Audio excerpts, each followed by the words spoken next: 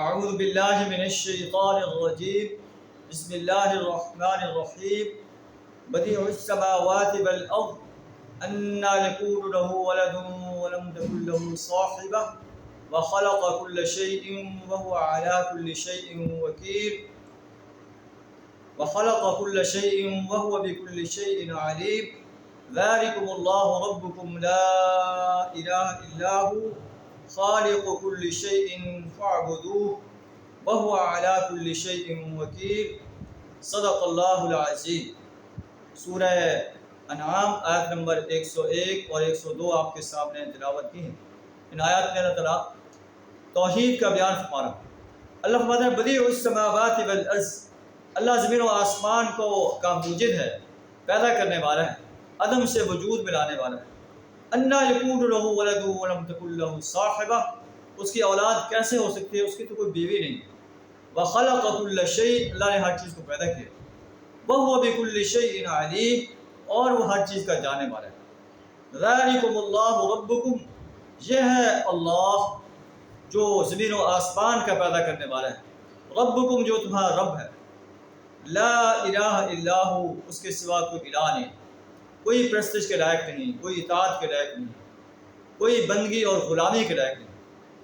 خالق کل شیء، ہر چیز کا پیدا کرنے والا ہے۔ فاعبدوہ، اس ایک اللہ کی بندگی اختیار کرو، ایک اللہ کی پرستش کرو، ایک اللہ کی اطاعت کرو، ایک اللہ کی غلامی اختیار کرو۔ وہو علی کل شیء وکیل، اور وہ ہر چیز کا وکیل۔ لا تدرکہ الابصار، اس کو آنکھیں نہیں پا سکتی، وہو یدرک الابصار، اور وہ آنکھوں کو پا سکتا ہے، یعنی انسانی آنکھیں اسے نہیں دیکھ سکتی۔ وہو اللطیف الخبیر، وہ باریک بین ہے اور خبردار۔ قد جاءکم بصائر من ربکم، تمہارے رب کی طرف سے بصارت کے چیزیں جو ہیں وہ تمہارے سامنے آ چکی ہیں۔ ومن ابصر فلنفسہ، جو ان مناظر قدرت سے، ان دلائل سے بصارت حاصل کرتا ہے وہ اپنی ذات کے لیے کرتا ہے، اس کی ذات کو فائدہ ہوگا۔ توحید کا جب اقرار کر لے گا تو اس کا اپنی ذات کو فائدہ ہوگا۔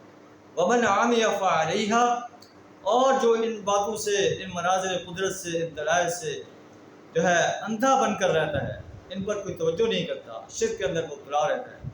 اللہ تعالیٰ وما انا علیکم بحفیظ، میں تم پر کوئی، آپ کہہ دیجئے وما انا علیکم بحفیظ، میں تم پر کوئی نگاہ بان نہیں ہوں، کوئی پاسبان نہیں، میرا کام اللہ کے پیغام کو پہنچا دینا ہے، ماننا یا نہ ماننا جو ہے وہ تمہارا کام ہے۔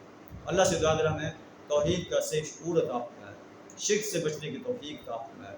وآخر دعوانا الحمدللہ۔